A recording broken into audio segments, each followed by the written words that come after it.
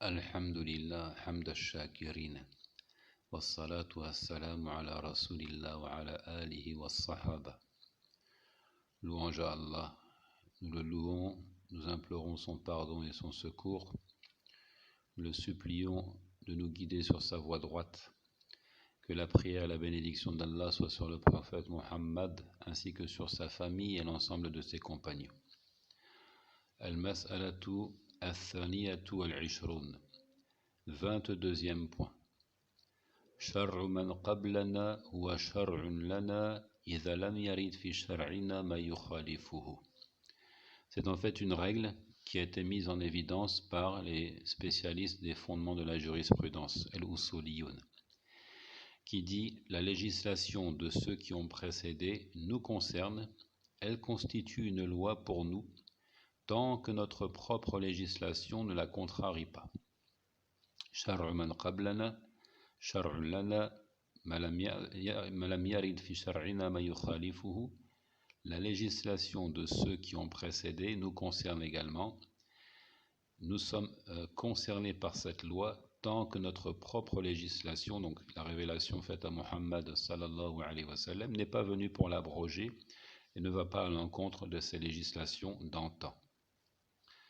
والصيام جاء مثالا واضحا على هذه المسألة فهو من العبادات المتفق عليها بين الأنبياء في الأصل وإن كانت تختلف من جهة التفصيل من حيث الكيفية. قال الله سبحانه يا أيها الذين آمنوا كتب عليكم الصيام كما كتب على الذين من قبلكم. Le jeûne est un bon exemple pour illustrer cette règle. Il relève des actes cultuels sur lesquels les prophètes s'accordent à la base.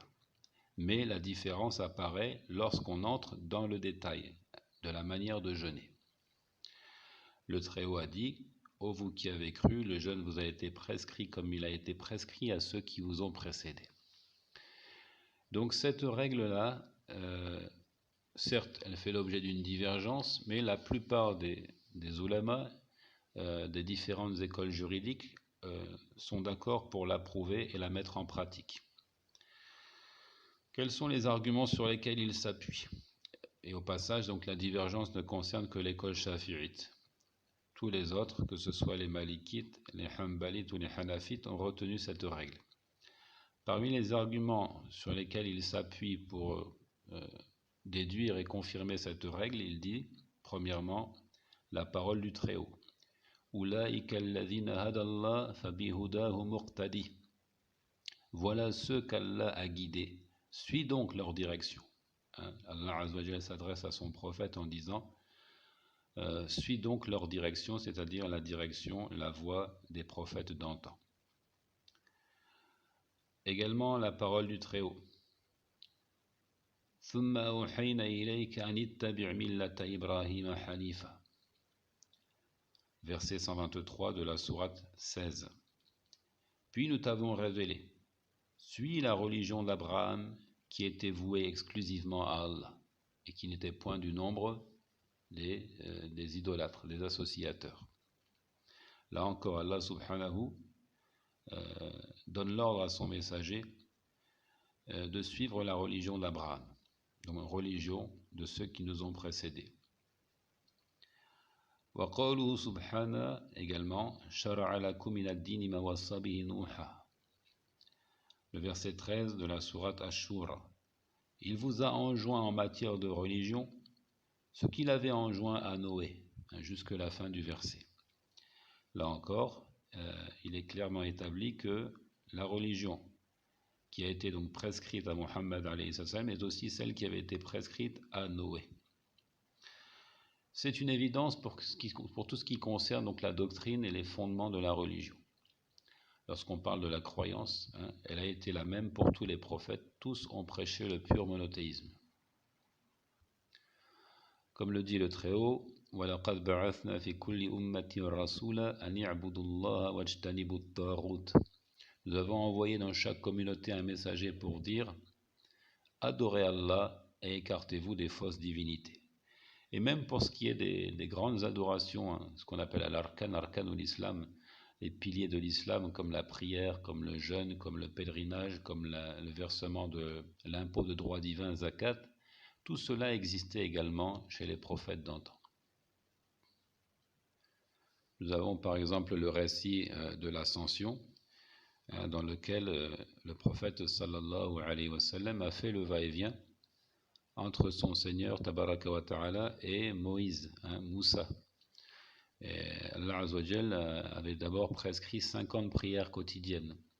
Et chaque fois qu'il retournait vers Moussa, celui-ci lui disait « Ta communauté ne pourra le supporter, retourne auprès de ton Seigneur, demande un allègement. » Jusqu'à ce qu'elles deviennent 5 prières qui en valent 50. Parce que Al-Hasanatu bi'ashri amthaliha, la bonne action est rétribuée par 10 fois son salaire. Le passage témoin ici, c'est de constater que Moussa, il dit, j'ai eu à mettre à l'épreuve les fils d'Israël. Donc eux-mêmes priaient, et ils priaient un grand nombre de prières. C'est le passage témoin ici. Donc il y a des applications évidemment de cette règle. Shar'u man qablana shar'un lana. La législation de ceux qui ont précédé est aussi une législation pour nous. Je vais citer ici un seul exemple. Ja'lul manfa'ati mahran. Les ulamas donc de ces différentes écoles ont retenu cette règle pour autoriser, pour permettre le mariage, et faire de la dot un service rendu. C'est-à-dire, on accepte de marier la fille et la dot ne sera pas sous forme de biens matériels, une somme d'argent ou autre, mais ce sera de loyaux services qui seront rendus donc par le mari. Et pour appuyer donc cette sentence, ils se sont référés à la législation de ceux qui ont précédé, notamment au récit de Moïse, Moussa alayhi salam, lorsqu'il s'est rendu chez les Madian. Allah Azza wa Jal dit à ce sujet, Inni yuridu an unkihaka ihda ibnatayni hatayni.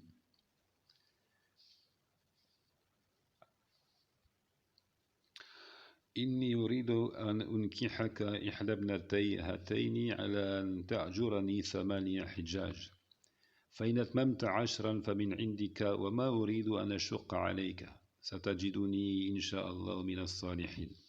Donc il a trouvé ces jeunes filles qui abreuvaient les bêtes, il les a aidées à les abreuver, et ensuite donc le père de ces jeunes filles a proposé en mariage une des deux en disant je voudrais te marier à l'une de mes 2 filles que voici, à condition que tu travailles à mon service durant 8 ans. Si tu achèves 10 années, ce sera de ton plein gré. Je ne veux cependant rien t'imposer d'excessif, et tu me trouveras, si Allah le veut, du nombre des gens de bien. Ils s'en sont donc référés à cette histoire pour dire on a le droit de faire de la dot, donc un service rendu.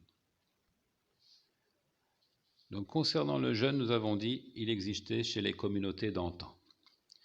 Et la différence, elle apparaît dans al-kayfiyya, dans la manière de faire, dans la précision, dans le détail. Et là, il y a une divergence également dans l'interprétation du verset Kutiba alaykumus siyam kama kutiba ala alladhina min qablikum, qui de dire la ressemblance entre notre jeûne et le jeûne des gens du livre, elle se fait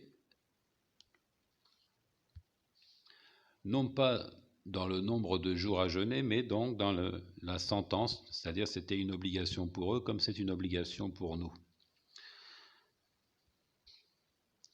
Si ce n'est que les gens du livre n'avaient pas le droit donc d'entretenir des rapports charnels avec leurs épouses durant les nuits.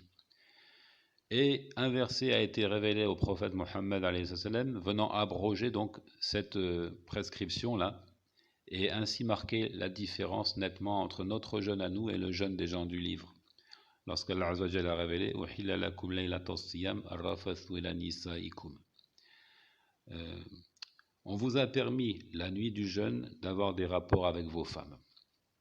Et le second avis, c'est de dire au contraire la ressemblance entre notre jeûne et le jeûne des communautés d'antan, elle réside dans le nombre. C'est-à-dire ils avaient le même nombre de jours à jeûner que nous. Et là, je vais citer un seul récit qui a été rapporté par As-Suddi dans son tafsir, il a dit, rapporté de certains de ces chouyours, donc la chaîne de transmission, elle n'est pas très claire, elle n'est pas très précise, et ce sont plutôt donc des informations qui ont été récoltées auprès des gens du livre eux-mêmes.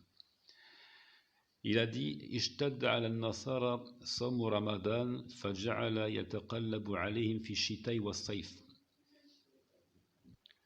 Les chrétiens ont fini par trouver difficile de jeûner le Ramadan. Donc clairement, les chrétiens devaient jeûner le mois du Ramadan, qui se retrouvait parfois en été, parfois en hiver.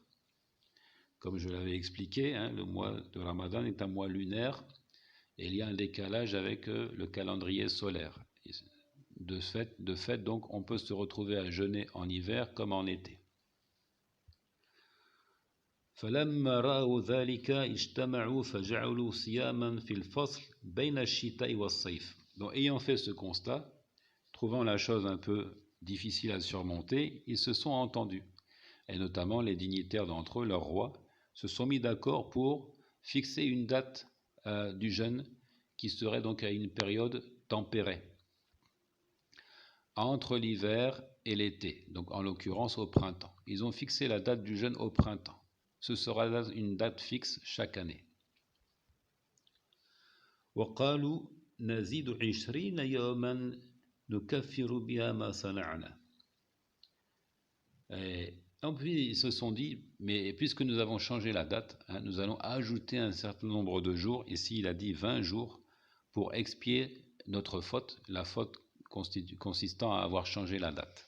Donc ils se sont imaginés ainsi pouvoir modifier la loi d'Allah, et qu'il suffisait de rajouter un certain nombre de jours, ici on a dit 20, dans certaines versions on dit 10, pour se faire pardonner. C'est ce qui explique, comme je l'ai dit, le carême des chrétiens de 40 jours. Donc évidemment ici on ne les suit pas en cela, on ne les suit pas en cela, nous disons simplement, le verset indique que le jeûne était prescrit aux communautés d'antan, et tant que notre législation à nous ne vient pas contrarier ces prescriptions, elle constitue une loi pour nous également. Elle constitue une loi pour nous également. La différence entre notre jeûne à nous et le jeûne des communautés d'antan apparaît notamment dans la manière de faire, Mais nous sommes d'accord sur le principe. À la base, c'est une obligation pour tous. Wallahu ta'ala a'lam.